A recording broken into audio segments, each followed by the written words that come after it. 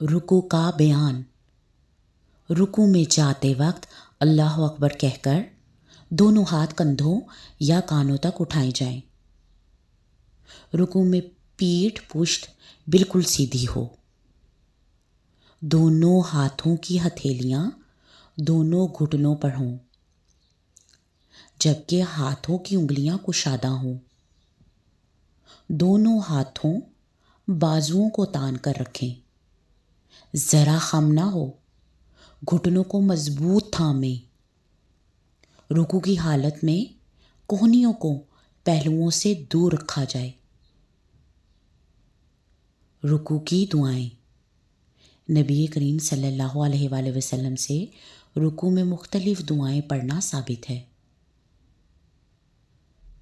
اطمینان نماز کا بھی رکن ہے۔ نماز میں رکوع، سجود، قوما اور جلسہ اطمینان سے ٹھہر ٹھہر کر کیا جائے۔ نماز کے ارکان کی ادائیگی میں عدم اطمینان نماز کے باطل ہونے کا سبب ہے۔ جو نمازی نماز کا رکوع اور سجدہ پورا نہ کرے وہ نماز میں چوری کرتا ہے۔ ہمیں نماز کو تکبیر اولیٰ سے لے کر سلام پھیرنے تک مسنون طریقے سے ادا کرنا چاہیے۔